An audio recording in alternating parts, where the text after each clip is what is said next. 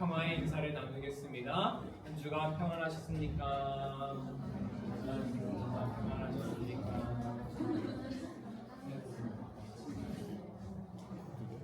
너무 평범하니까 이렇게 로맨틱하게 인사해 드릴게요. 내가 널 지켜줄게. 싫으세요? 내가 널 지켜줄게.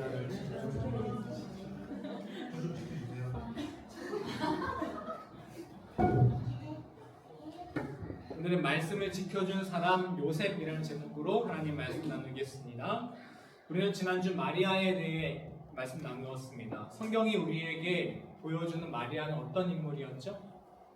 말씀을 품을 줄 아는 사람. 어머니가 뱃속에 생명을 보관하듯이 말씀을 소중히 간직할 줄 아는 사람이었습니다. 말씀이신 예수님을 뱃속에 품은 마리아의 모습 상상해 보세요. 말씀 그 자체를 뱃속에 품은 마리아의 모습. 이 모습은 그리스도인으로서 하나님의 말씀을 소중하게 여기는 그 이상적인 모습 그 자체라고 할 수 있을 겁니다. 하지만 오늘 우리는 말씀의 홍수 속에 살고 있습니다. 매주 예배 때 듣는 말씀은 물론 손가락 몇 번 움직이면 우리나라에서 제일 유명하다는 설교가 수천 편씩 쏟아집니다. 그 수많은 말씀 가운데 내 마음에 남아있는 건 몇 구절이나 될까요? 몇 구절이나 내 마음 속에 남아 지속적으로 내 삶에 영향을 주고 있나요? 요즘 들어 하나님의 말씀이 우리가 간직해야 할 보물이 아니라 그 순간 즐기고 마는 커피와 같은 기호품이 된 것 아닌가 돌아봅니다. 지난주 우리에게 소외되어 있던 마리아라는 인물을 소환한 것처럼 말씀을 소중히 품었던 그녀의 신앙도 함께 돌아보았으면 좋겠습니다. 그리하여 우리 모두 한 주 한 주 나에게 주시는 하나님의 말씀을 뱃속에 아기를 보관하듯이 소중하게 여기는 우리가 되었으면 좋겠습니다. 그런데 마리아만큼 유명하지만 더 말씀으로 다루어지지 않는 인물이 있으니 그의 남편 요셉입니다. 예수님의 법적인 아버지죠. 오늘은 요셉에 대해 자세히 알아보려 합니다. 마리아가 뱃속에 품은 말씀을 지키는 데 있어서 요셉도 큰 기여를 했기 때문입니다. 성경에 대한 요셉의 정보는요, 직업이 목수였다 정도가 전부예요. 그런데 여러분, 목수라고 해서 당시 그 뭐라고 하죠? 공방 베역슈타트 뭐 그렇게 말하나요? 그걸 자기가 갖고 판매하고 이런 거 아니었을 거다라고 보통 성서학자들은 말합니다. 땅을 갖고 있으면 농부고요, 배를 쓰고 있으면 어부인데 그것마저 없는 사람이 집에서 할 일 없이 앉아 있다가 야, 어디 고칠 거 있으니 좀 고쳐줄래? 가진 몸밖에 없으니까 네, 제가 그 일 하겠습니다 해서 그냥 백수나 다름없던 직업을 목수라고 할 것이다 라는 추측이 있어요. 그리고 십자가까지 따라갔던 마리아와 달리 예수님이 12살 때 성전 방문했던 일이 있죠. 그 기록 이후에는 요셉에 대한 기록이 아무것도 없습니다. 그런 요셉이 주요 인물로 등장하는 구절이 딱 한 구절이 있는데 바로 오늘 본문입니다. 마태복음 1장 18절 한번 읽어볼까요? 읽어보겠습니다. 예수 그리스도의 나심은 이러하니라.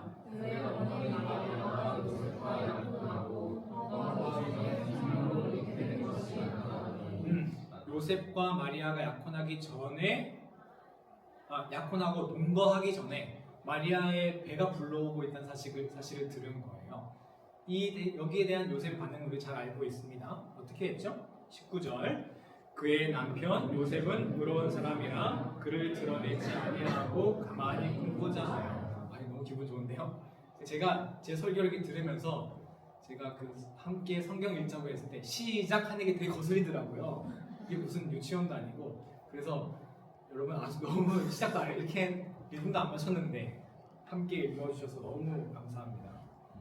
자, 드러내지 않고 가만히 끊고자 했대요. 한 가지 짚고 넘어가야 될 거는 우리 18절 보여주시면 여기 약혼이라는 단어가 나오죠. 이 약혼은 우리가 생각하는 결혼 전에 하는 그냥 단순한 약속의 개념이 아니에요. 법적 효력이 있는 정식 결혼 예식의 한 부분입니다. 이거는 당시 유대인의 그 혼인 풍습을 이해해야 되는데 여기에 대해 알고 나시면 오늘 본문 본문은 물론 성경의 여러 본문이 더 풍성하게 이해가 되실 거예요. 조만간 여기에 대해 이 유대인의 혼인 풍습에 대해 자세히 설명드릴 기회가 있을 겁니다. 아무튼 요지는 요셉 입장에서 그냥 좋은 마음에 그냥 없었던 일 하자 정도 할 수 있는 절차가 아니라는 거예요. 오늘 주목하고자 하는 바는 그럼에도 불구하고 요셉이 이런 결정을 하게 된 이유입니다. 성경은 왜 요셉이 이런 어려운 결정을 했다고 말합니까? 19절 보여주시면요. 요셉이 어떤 사람이라서? 의로운 사람이라서. 여러분 오늘 성경책에 동그라미 치시고 빨간 펜으로 밑줄 그어야 될 부분이 의로운 사람이라는 부분입니다. 요셉은 의로운 사람이라서 이 일을 드러내지 않고 끊고자 했대요. 그런데 우리가 읽었을 때 이게 자연스럽지만요. 당시 유대인들이 이 성경 본문을 읽잖아요. 그러면 이거 앞뒤가 안 맞는 말이 있네. 이상하게 느꼈을 거예요. 이 글 자체가 모순이라고 느꼈을 거라고요. 왜? 하나 더 보여주시면? 하나 더 보여주시면? 하나 더? 의로움이란 무엇인가? 이 개념이 중요하거든요. 당시 유대인들에게 의로움이란 무엇이었을까요? 율법을 지키는 것이 의로움이에요. 그래서 자신들이 의롭다고 자랑한 사람들이 누굽니까? 바리새인들, 율법주의자들이죠. 그들이 가난한 사람들을 왜 죄인이라고 했습니까? 가난해서? 아니요. 율법을 안 지키니까, 못 지키니까 죄인이라고 한 거예요. 자, 그러면 이런 당시 윤리적 기준을 마음에 두시고 신명기 22장 23절과 24절 한번 읽어보겠습니다. 처녀인 여자가 함께요. 처녀인 여자가 남자와 약혼한 후에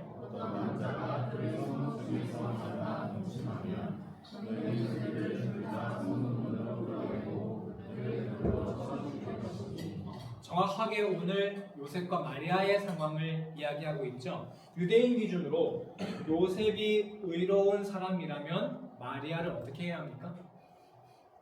돌로 어떻게 해야 되는 거예요. 끌어내가지고. 그게 의로운 거예요. 지금도 여러분 몇몇 지역에 명예살인이라는 풍습이 남아있지 않습니까? 심지어 여성이 성폭행을 당한 상황에서도 가문의 명예를 실추시켰다는 이유로 가족 구성원에게 살해를 당해야 하잖아요. 그게 의롭다는 거예요. 그러니 당시 유대인들 기준으로 성경을 읽으면 이 구절은 모순이에요. 오히려 이게 자연스러워요. 요셉은 의로운 사람이었다. 그러므로 마리아를 돌로 어떻게 했다. 이렇게 나와야 자연스럽다고요. 그런데 성경은 완전히 반대로 말씀합니다. 요셉이 의롭기 때문에 덮었다. 이 짧은 구절은 아무것도 아닌 것 같아도 세상의 잘못된 가치를 완전히 전복시키는 위대한 선언인 것이죠. 율법 조항 하나하나를 지키는 것이 의로움이 아니다. 진정한 의로움이란 봐라. 요셉의 이 모습이다. 이는 예수님의 가르침 그대로입니다. 마태복음 5장 20절 한번 읽어보겠습니다. 내가 너희에게 이르노니 너희가 성경과 바리새인보다 같이 못하면 결코 천국에 들어가지 못하리라. 이 말씀이 바리새인 서기관보다 율법 더 철저하게 지켜 이 말씀이 아니죠. 율법 조항 하나하나를 지켜야 한다는 그 의와는 질적으로 다른 차원의 의가 있다. 그 의는 진짜가 아니다. 질적으로 더 높은 차원의 의가 있어야지만 너희가 천국에 들어갈 수 있다. 그 질적으로 높은 차원의 의, 예수님이 말씀하는 의란 무엇일까요? 너무나 예수님께서 분명하게 그 앞에서 이미 말씀하셨습니다. 5장 7절입니다. 함께요. 긍휼히 여기는 자는 복이 있나니 그들이 긍휼히 여김을 받을 것이요. 여기서 우리는 이 복을요, 물질의 복, 무슨 복이라는 복의 개념으로 이해하면 좀 더 어려워요. 여기서 우리는 복을요, 의로움이라는 개념으로 이해해도 무방합니다. 복 주세요 하는 그 복과 거리가 더 멀다고요? 그래서요, 보시면 복이 있나니, 긍휼히 여기는 사람 복이 있나니 이 말을요, 긍휼히 여기는 사람은 복된 사람입니다 라는 말과 더 유사합니다. 이 복된 사람이라는 거는 하나님 보시기에 의로운 사람, 복된 사람, 긍휼히 여기는 사람은 의로운 사람이라니 이 말과 동일합니다. 오늘 성경에 보여준 요셉의 의로움이 바로 긍휼히 여김이죠. 긍휼히 여기는 자의 의로움입니다. 요셉은 명예살인 위협에 처한 여인을 긍휼히 여겨 주었습니다. 사실상 미혼모가 된 여성을 긍휼히 여겨 주었습니다. 자신이 당할 불이익을 감수하면서도요. 오늘날 사회 인식이 많이 변했다곤 하지만 여전히 미혼모를 보는 시선은 곱지 않습니다. 어린 여자애가 어쩌고 저쩌고 하면 비난을 하거나 여자가 그래도 좀 더 처신을 잘했어야지 등등 위해주는 말이랍시고 옳고 그름에 대한 훈계를 합니다. 하지만 성경은 말합니다. 그게 올바름이 아니라고, 그게 의로움이 아니라고. 진정한 의로움은 그들이 지금 처해 있는 모습 그대로를 긍휼히 여길 줄 아는 마음, 긍휼히 여기는 마음이 의로움이다라고 선언하고 있습니다. 어느 문장을 통해서? 요셉은 의로운 사람이었다. 그래서 끊고자 했다. 십자가의 의의가 무엇입니까? 잘잘못을 가리고 구원받을 사람, 구원 못 받을 사람 나누고 기준 세우는 것이 십자가의 의의입니까? 로마서 5장 8절을 한번 볼까요? 함께요. 우리가 아직 죄인 되었을 때에 그리스도께서 우리를 위하여 죽으심으로 하나님께서 우리에 대한 자기 사랑을 확증하셨느니라. 내가 남보다 뭐 좀 달라서 구원받았습니까? 나 같은 죄인을 위해 예수님이 십자가 지셨습니다. 십자가의 의는 곧 죄인을 긍휼히 여기는 마음입니다. 오늘 성경인 요셉 본문인 요셉과 마리아 이야기로 돌아보겠습니다. 요셉은 마리아의 부끄러움을 덮어주었습니다. 아까 유대인 풍습상 이게 그냥 취소할 수 있는 문제가 아니라 그랬죠. 큰 불이익을 감당해야 했었습니다. 게다가 사회 통념상 잘했다고 칭찬받을 일도 아니었어요. 마리아를 돌로 어떻게 하는 게 오히려 의롭다고 인정받는 사회였어요. 하지만 성경은 반대로 요셉의 행위를 의롭다고, 요셉의 그 긍휼히 여기는 행위를 의롭다고 평가했습니다. 요셉의 행위가 왜 의롭습니까? 긍휼히 여김이 왜 의롭습니까? 마리아로 대표되는 사회적 약자, 위기에 처해 있는 이 약자를 지켜주었기 때문입니다. 다시 한번, 의로움은요, 긍휼히 여김은요, 위험에 처해 있는 약자를 지켜줍니다. 이것이 바로 성경이 말하는 의로움입니다. 그런데 여러분, 마지막으로 집중해서 하나 보셔야 할 것이 있어요. 요셉의 긍휼함 덕분에 보호받은 사람이 한 명 더 있다는 사실이에요. 마리아 말고. 누구죠? 예수님이죠. 마리아가 만약 끌려나가서 돌 맞았으면 누구도 그 죽음의 위기에 처했습니까? 뱃속에 있던 예수님도. 요셉이 이때 만약 마리아를 긍휼히 여기지 않고 율법이라는 명분을 내세우며 동네방네 소문내고 끌고 왔다면 그 뱃속에 있는 태아의 안전을 누구도 보장할 수 없었습니다. 그렇다면 결론적으로 마리아가 말씀을 품은 사람이라면요, 요셉은 어떤 사람입니까? 그 말씀을 지켜준 사람인 것이죠. 그리고 그 말씀을 지켜준 힘은 어디에 있습니까? 바로 긍휼히 여기는 마음에 있다. 자, 그럼 오늘 말씀에서 가장 중요한 결론입니다. 내 마음속에 있는 말씀을 지킬 수 있는 힘, 이게 흘러가지 않고 그냥 죽어버리지 않고 살아있게 만드는 힘은 어디에 있다는 것입니까? 긍휼히 여기는 마음에 있다는 것입니다. 우리가 하나님의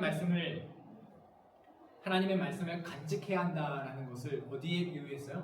뱃속에 아기를 보관하는 것으로, 보관한다? 뱃속에 아기를 품는 것으로 비유를 했잖아요. 하지만 대아가 엄마 뱃속에 착상을 했다고 해서 다 임신을 하고 하지 않잖아요. 언제 임신했다고, 의학적인 건 잘 모르겠습니다. 또 이런 얘기할 때 의사 선생님이 또 오셔가지고 항상 이렇게 말을 바꿔 말할게요. 언제 부모님한테 우리 할아버지 됐어요 이렇게 전화합니까? 누구야? 심장 소리 들을 때 비로소 전화를 하더라고요. 보통 보니까. 그리고 축하도 받고 소식을 전해요. 내 마음속에 들어온 말씀이 심장 소리를 듣게 하는 그 생명의 심장 박동이 뛰게 하는 그 힘이 무엇이냐? 그것이 바로 긍휼히 여기는 마음이라는 거예요. 여러분 그 심장 소리 들을 때 그 뭐라고 하죠? 태아가 몇 센치 정도 되나요? 태아 심장 소리 들을 수 있을 때가 한 0.7cm 7mm? 7mm 정도 됐을 때 비로소 들을 수 있다는 거예요. 여러분 내 마음속의 말씀이 막 내 삶을 휘어잡을 만큼 크지 않아도 괜찮다는 거예요. 뭐가 더 중요하나? 이 말씀을 살아있게 만드는 거. 죽은 말씀이 아니라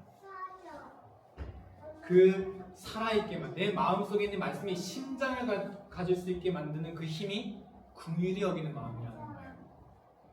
내 안에 긍휼히 여기는 마음이 없으면 말씀이 생명력을 얻지 못합니다. 2주 전인가 제 예배 마치고 우리 유영원 형제님과 주동미 자매님과 부부와 잠깐 티타임을 가진 적이 있어요. 그렇죠?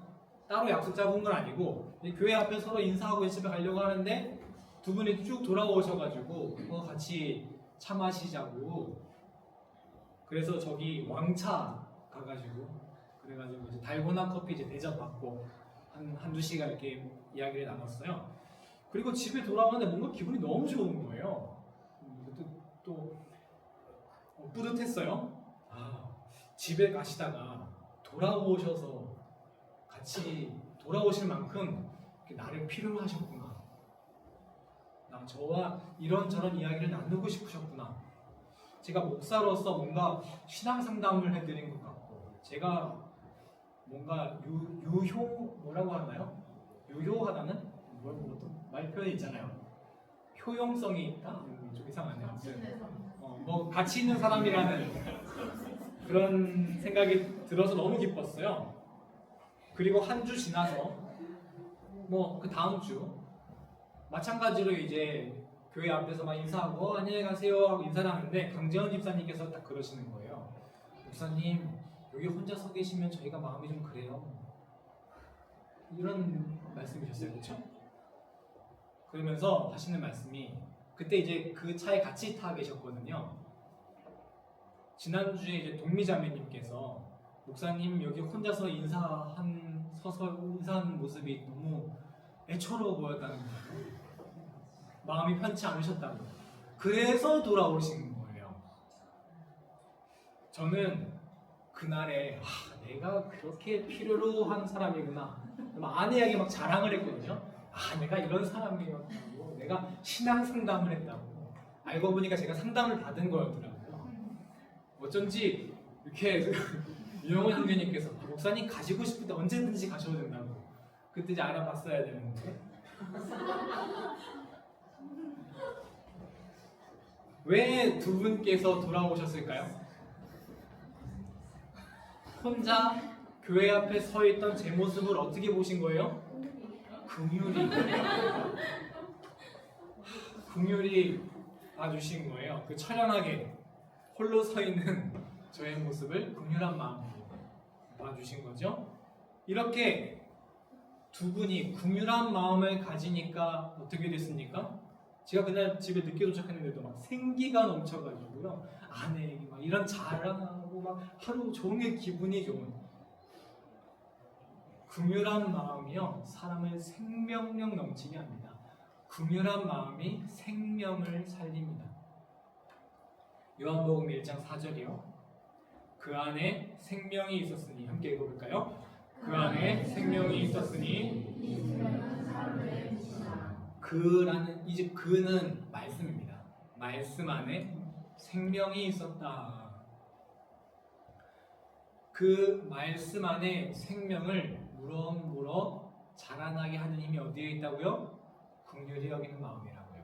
긍휼히 여기는 마음 없이 말씀만 가득 쌓는 분 있죠. 그런 분들은 지식이 충만하고 똑똑해요. 그런데 계속 긍휼한 마음 없이 말씀만 쌓으면 어떻게 되는지 아세요? 그 말씀을 남을 판단하고 정죄하는 도구로 사용하기밖에 안 되는 거예요. 그건 말씀을 죽이는 거죠. 그 죽은 말씀이에요. 심장이 없는 말씀이라고요. 말씀으로 생명을 살려야 하는데, 말씀은 생명을 살리는 도구가 되어야 하는데 오히려 정죄하고 판단하고 남을 죽이는 무기가 된다고요. 말씀이 뭐가 없으면, 긍휼히 여기는 마음이 없으면. 우리는 말씀을 간혹 법전으로 오해해요. 지키면 상 받고 어기면 벌 주는 기준으로만 본다는 거예요. 하나님 말씀 안에도 법이 있긴 있죠. 법처럼 보이죠, 말씀이. 그런데 말씀은 누구의 말씀이에요? 우리 하나님 아버지의 말씀이에요. 우리 아버지의 말씀이요, 때로는 법전처럼 무섭게 보일 때도 있어요. 아무리 아버지의 말씀이 무섭고 때로 법전처럼 딱딱하게 들릴지 모르지만 그게 법입니까, 사실? 그 안에 무한한 사랑이 담겨 있잖아요.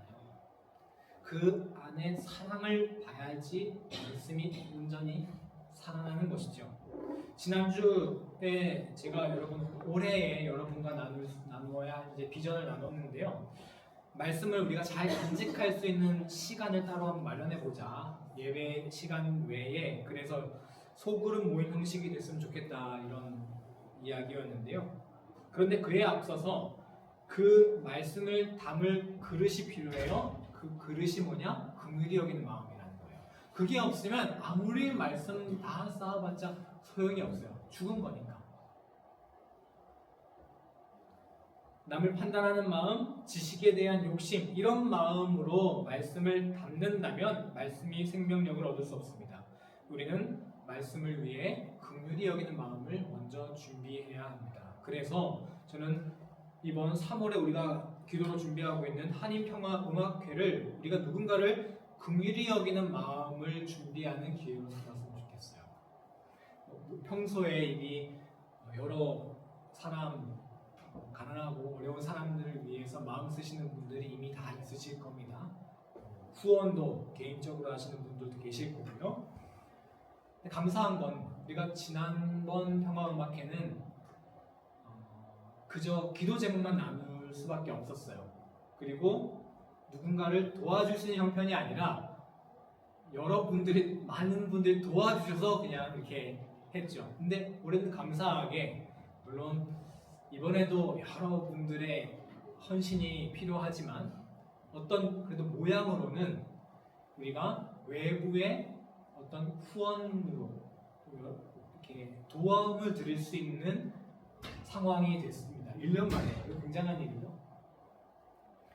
그래서 이번에 우리가 긍휼히 여기는 마음을 갖는 준비를 했으면 좋겠어요. 제가 먼저 우리가 긍휼한 마음을 가져야 하는 곳은 바로 북한 땅이라고 할 수 있습니다. 여러 정치적 문제가 얽혀 있지만 우리가 가장 가까운 형제 자매들이며 이 세상에서 가장 억압당하고 고통받고 있는 이들이잖아요. 게다가 억류당하신 3명의 한국 선교사님은 물론 지하교회에서 또 정치범 수용소에서 많은 기독교인들이 신앙의 문제로 고통당하고 있는 것 분명한 사실입니다. 우리가 그들에게 직접적인 도움을 줄 수 있다면 그분들이 1순위일 거예요. 그래서 제가 이제 중국 선교사로 좀 활동했던 친구가 있는데 그 친구 목사에게 물어보고 얼마 전에 통화를 했어요. 그런데 요즘 상황이 굉장히 안 좋대요. 북한 선교라는 거는 공식적으로 존재할 수 없기 때문에, 그래서 중국 선교라는 이름을 띠고 이제 이면에서 활동을 하는데 중국 선교 단체가 굉장히 위축이 많이 돼요. 코로나 이후로. 뭐 감리교 선교사만 하더라도 예전에는 200가정이 계셨대요. 선교사로. 다 이 지하교회죠. 삼자교회 말고. 그런데 그 코로나 이후로 요즘에 중국이 뭔가 뭐 비자도 풀고 되게 개방적인 것 같지만 종교적으로는 오히려 더 탄압적이래요. 그래서 그 200가정이었던 게 이제 50가 정도 남지 않았다고요. 그리고 이런 얘기도 하더라고요. 그분들에게 전화 드리는 것 자체가 신뢰래요. 왜냐면 전화 드리면 뭐 어디서 전화 받았는지까지 다 나와서 이렇게 될 수 있으니까요. 한편으로는 우리가 이런 상황을 좀 여기 계신 분들과 나눴으면 좋겠다. 그래서요, 표면적으로는 우리가 후원할 수 있는 공식적인 단체에 후원을 했으면 좋겠어요. 후원을 하면서 그 음악회 안에서 이런 우리의 기도 제목 마음껏 너희들은 그래도 우크라이나 도와주기도 하고 유럽 같은 유럽 내에서 근데 우리는 같은 형제의 나라를 도움도 못 주는 형식이다. 이런 기도 제목을 좀 나눴으면 좋겠고요. 공식적으로는 제가 3가지 안을 여러분께 소개해드렸으면 좋겠는데요. 첫 번째는요. 보시면 제가 이거는 뭐 한국에서 개인적으로도 계속 후원을 몇 번 해왔었고 가장 제가 믿는 단체인데 컴패션이라는 단체인데 가장 마음에 드는 건 여기 위에 로고 하나 보시면은 크게 앞에 보시면은 In 나멘 예수 해가지고 예수님의 정신을 가장 모토로 두고 있는 단체이기 때문에 가장 마음에 들어서 보시면 이게 또 지저스 인 젠트럼 보시면 이게 각각에 해당하는 주로 이제 아프리카에 있는 기아들을 집중적으로 돕는 단체예요. 그래서 우리 좋은 점은 각 그 원하는 쓰임 받는 그 후원의 형식을 지정을 할 수가 있어요. 이런 데 썼으면 좋겠다, 저런 데 썼으면 좋겠다. 이게 첫 번째 아니고요. 두 번째 안은 제가 이제 우크라이나 요거는 이제 제가 가장 처음 갔던 건 이제 휴전 협정이 됐잖아요. 이 하마스 이스라엘 전쟁. 그래서 그 가자 지구에 대해 이제 후원할 수 있는 단체 중에 가장 독일에서 신뢰할 만한 게 국경 없는 의사협회인가요?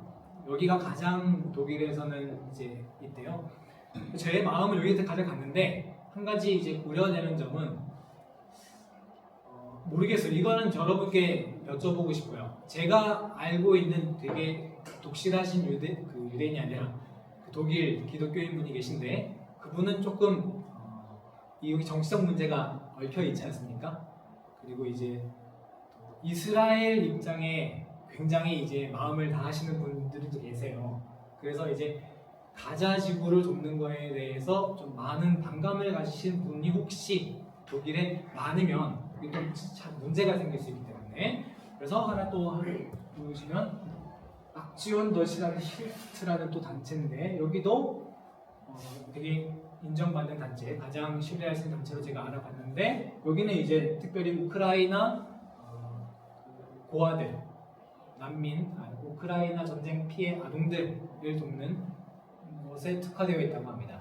그래서 여러분 이 세 안을 우리가 놓고 좀 해서 이 음악회의 공식적인 타이틀로 내세우면서 또 안으로는요. 우리 교회 안으로는 이번이 내가 일부러 한번 긍휼히 여기는 마음을 한번 가는 연습을 해보는 거예요. 왜? 말씀을 담는 그릇을 준비하기 위해서. 그 콘서트 안에서 또한 우리 한 번도 평화 통일에 대한 메시지를 나누는 그런 시간을 만들어 나갔으면 좋겠습니다. 그래서요, 오늘 말씀 마치겠습니다. 우리 안에 긍휼히 여기는 마음을 통해 매주 주신 하나님의 말씀을 생명력 있게 보관할 수 있는 우리가 다 되시기를 예수님의 이름으로 간절히 축복합니다.